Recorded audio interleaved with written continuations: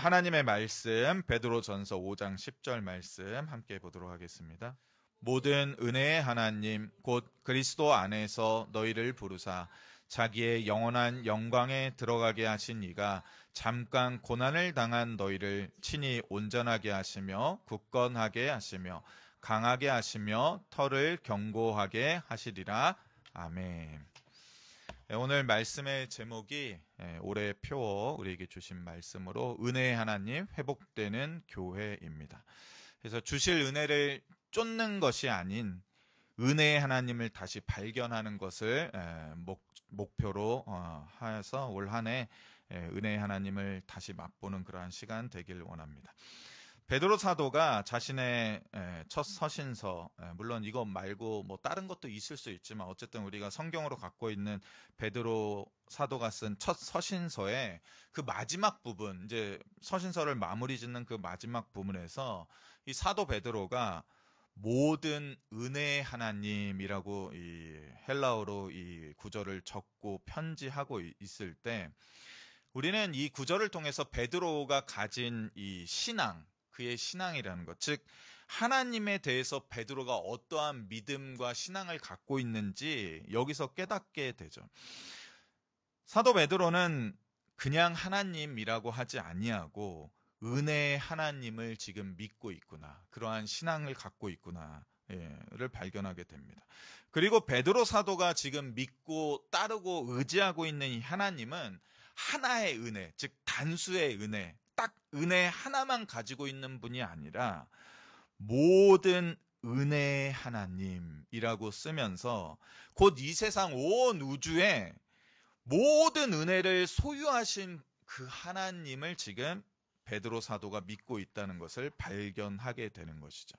즉 사도 베드로에게 있어서 하나님이라는 분은 그 존재 자체가 요한 사도가 말했듯이 사랑의 하나님, 하나님은 사랑이시다라고 말했듯이 곧 하나님의 존재 자체가 은혜들인 분이시라는 것입니다. 즉 하나님은 은혜로 가득하신 분, 모든 은혜를 넘치도록 소유하고 계신 분을 지금 베드로는 믿고 있죠.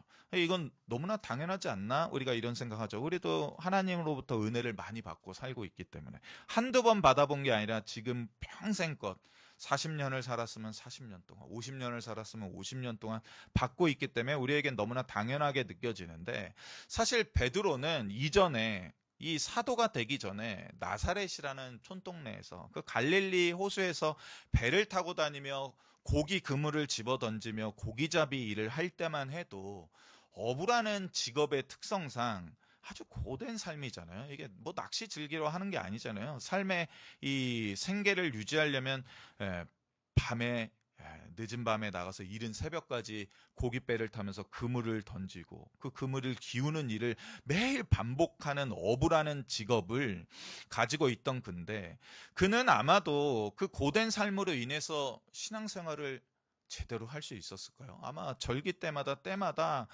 그 예루살렘 성전까지 가서 예배드리는 것조차도 아마 쉽지 않았을 것입니다. 그래서 그는 예수님께서 자신의 배에 올라서 야 그물을 저쪽으로 던져봐라 했을 때 베드로가 아유 주님, 우리가 이 새벽이 되도록 그물을 수없이 던졌지만 단 한 마리도 못 잡았어요. 이 그물 보세요. 고기 없잖아요. 그러나 예수님의 말씀을 의지해서 제가 그물을 다시 던지겠습니다 했을 때 그 그물이 찢어질 만큼 많은 고기를 잡게 됐을 때 시몬 베드로가 누가복음 5장 8절에 보면 어떻게 하냐면 예수의 무릎 아래 바짝 엎드려서 주여 나를 떠나소서 나는 죄인이로소이다 이렇게 말했던 베드로입니다. 즉 베드로는 주님 나는 더러운 자예요. 주님 나는 죄인이에요. 나를 가까이 하시면 안 됩니다. 이렇게 말했던 사람이 바로 베드로였다는 것입니다.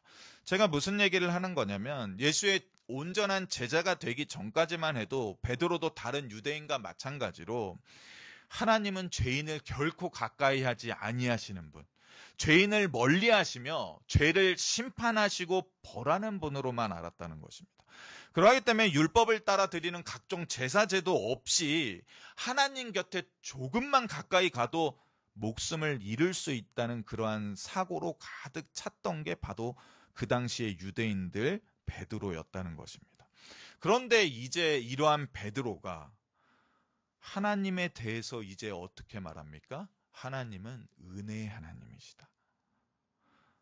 모든 그것도 모든 은혜의 하나님이시다라고 그의 이 일평생의 하나님에 대한 신앙을 뒤바꿀 만한 그러한 체험들을 바로 그가 그의 제자의 기간 동안, 사도로 살아오는 동안 많이 했다는 것을 알게 됩니다. 우리는 깨닫게 되죠.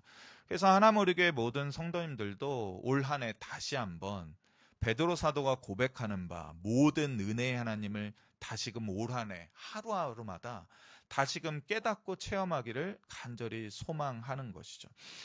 그리고 베드로 사도가 믿는 이 은혜의 하나님은 5장 10절에 소개된 대로 곧 그리스도 안에서 너희를 부르사 자기의 영원한 영광에 들어가게 하신 이라는 것입니다.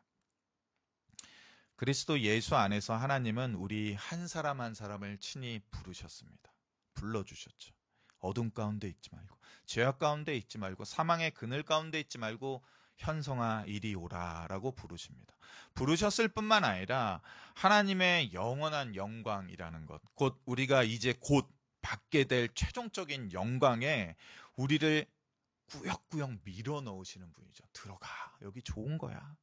오랜 과거에 우리가 어머니의 잉태되기도 전부터 창세로부터 우리를 작정하셔서 우리를 아셨고 우리의 이름을 부르셨을 뿐만 아니라 우리를 위해 예정하고 준비된 그 영원한 영광에 우리를 반드시 들어가도록 확정해 놓으신 그분이 바로 모든 은혜의 하나님입니다라고 베드로 사도가 고백하고 설명하고 있는 것입니다.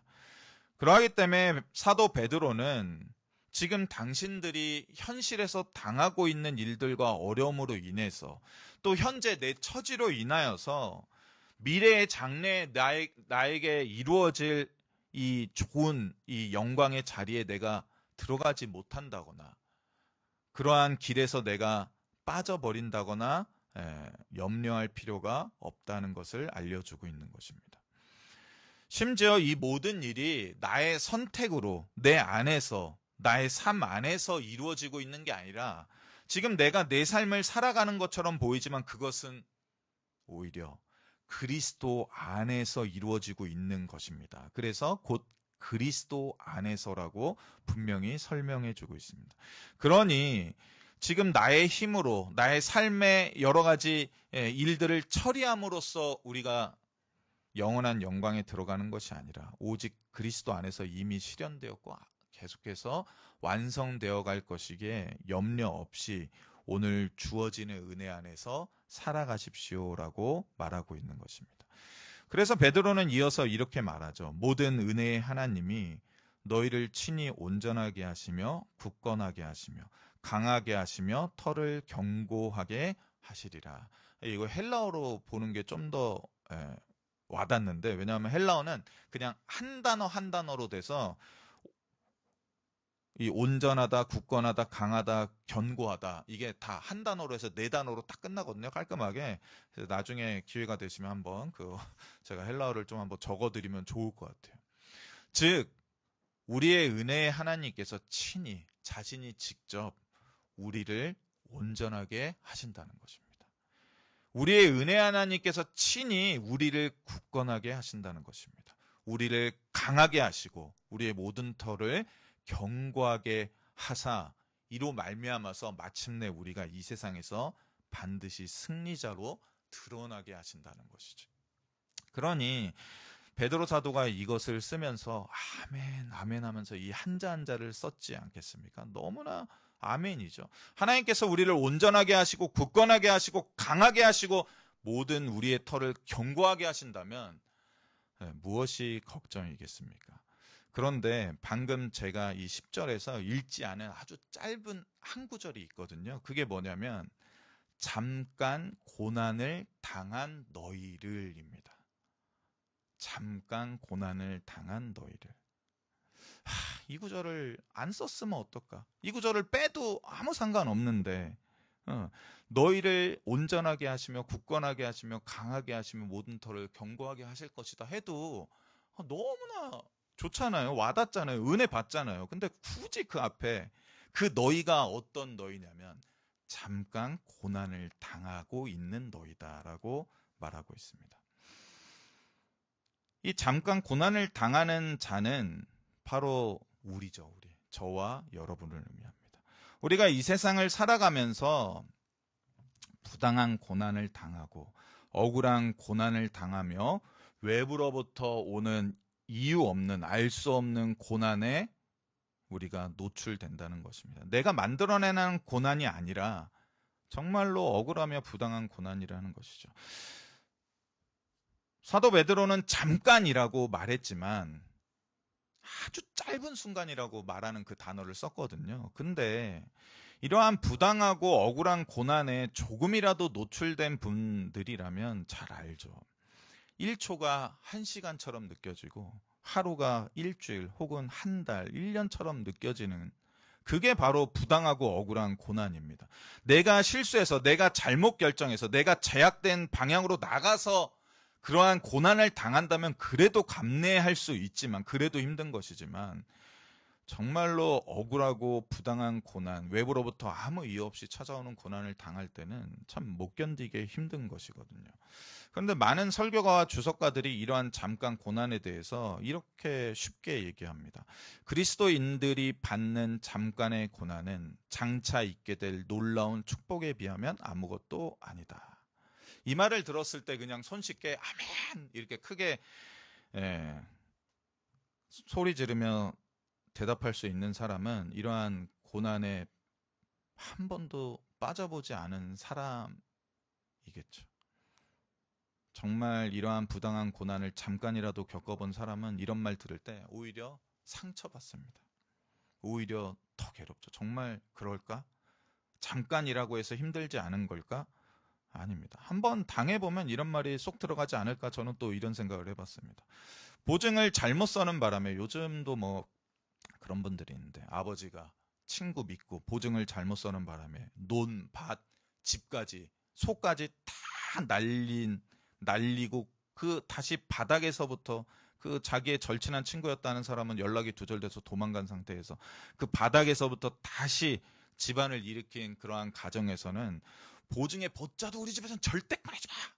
이런 말 옛날에 뭐 TV 드라마에서도 나오셨는데 누군가 겨울이 돼서 따뜻한 보리차 이렇게 대접하려고 들고 와도 저는 보리차 안 먹습니다. 우리 집이 보증 서서 집안 다 날렸거든요. 저는 보리차 절대 안 먹어요. 이런 거 나오잖아요. 치를 떠는 거거든요. 제가 예전에 봤던 TV 예능에서 이제 격투기 선수가 나와서 이 손가락 힘이 엄청 세서 이렇게 땅밤을 이마에 때리는 그러한 장면이 있었는데 이제 여러 연예인들이 그 프로에서 이제 벌칙에 걸려갖고 이제 한 연예인이 땅밤을 딱 맞는데 옆에서 본 다른 연예인이 뭐 별것도 아닌데 뭐 엄살 떤다 막 이렇게 말하니까 다른 연예인들이 손발 붙잡아갖고 억지로 이제 딱밤을 맞게 하는데 그 딱밤 한번 맞고 강제로 맞고 나서 지옥을 체험한 것처럼 괴로워하면서 막 머리에서 막 열난다고 하고 막 그랬던 장면이 연출됐던 적이 있거든요. 삶은 멀리서 보면 희극이지만 가까이서 보면 비극이다. 이런 유명한 말도 있지 않습니까? 고난은 아무리 잠깐이라도 당하고 있는 그 순간만큼은 영원할 것 같고 이게 언제 끝날려나 이러한 생각이 들기 때문에 그 괴로움과 힘듦에 도무지 익숙해지지가 않는 것입니다. 비극도 이런 비극이 없다는 것이죠. 근데 베드로 사도가 이를 몰랐을까요? 아니요. 그는 너무나 잘 알죠. 그도 여러 가지 연단의 불시험을 직접 겪었고 그리스도의 이름 때문에 치욕스럽고 수치스러운 일들을 많이 당했습니다.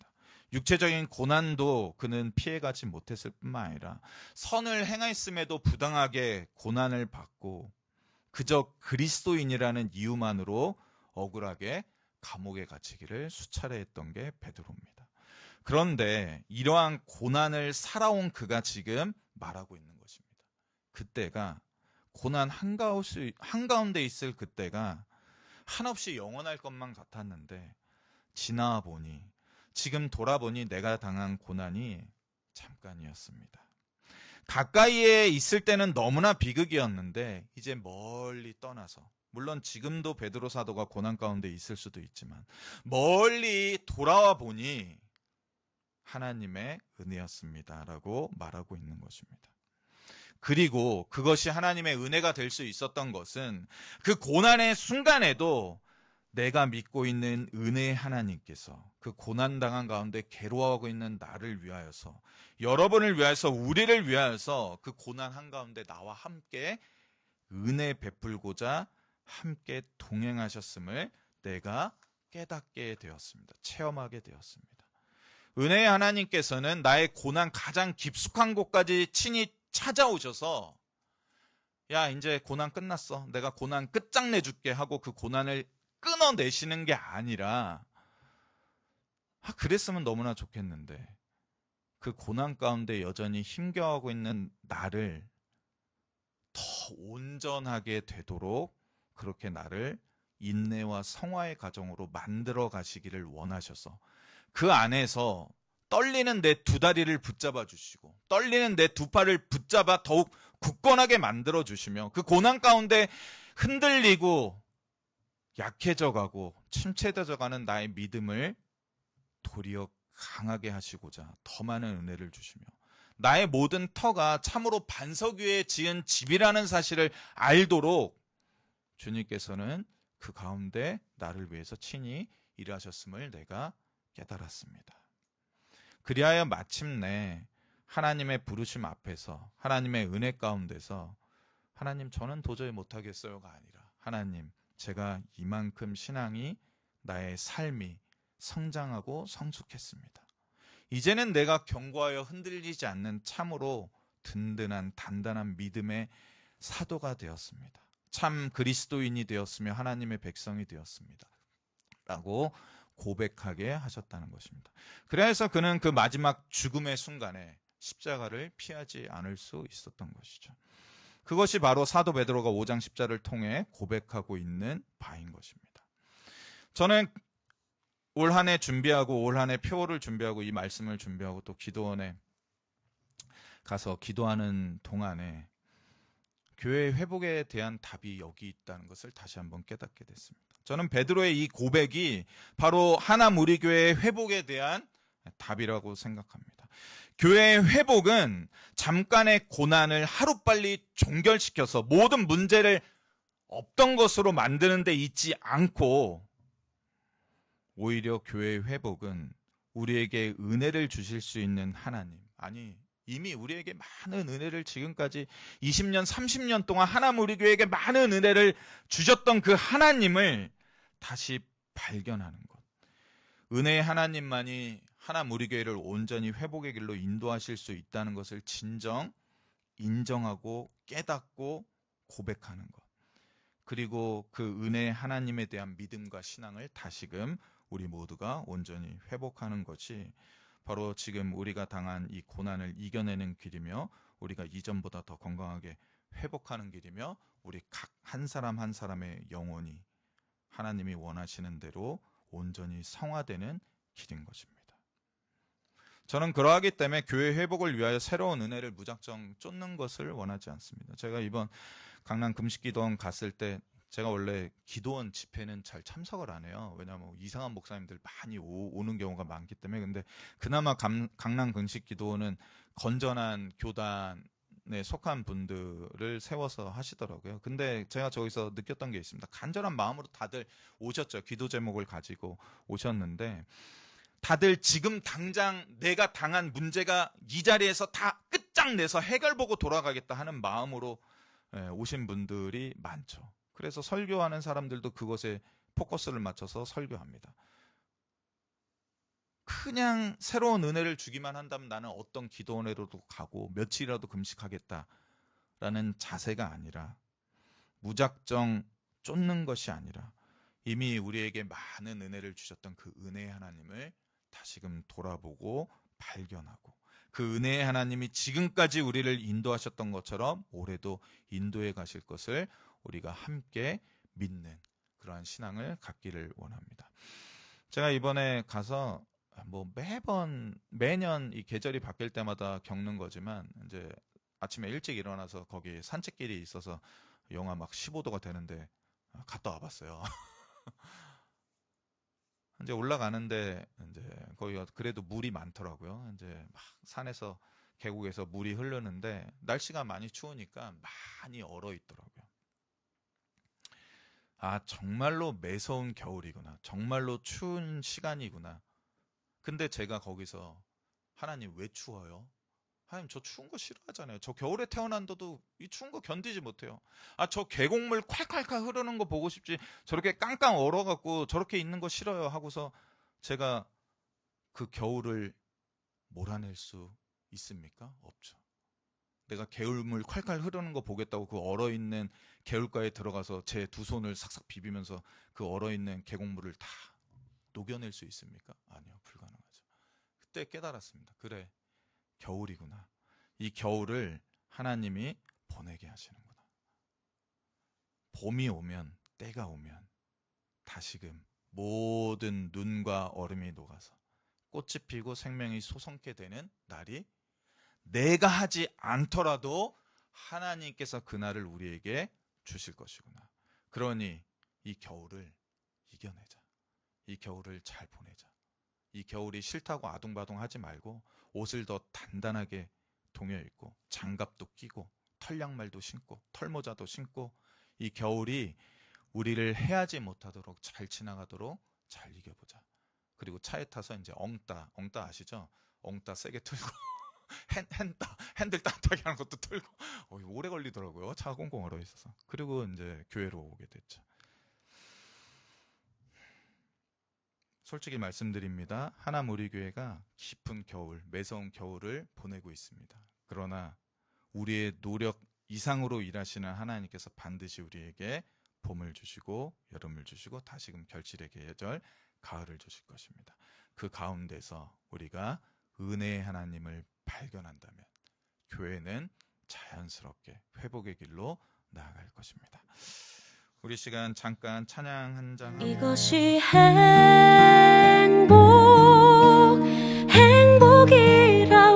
행복이라오 하나님의 자녀로 살아가는 것 이것이 행복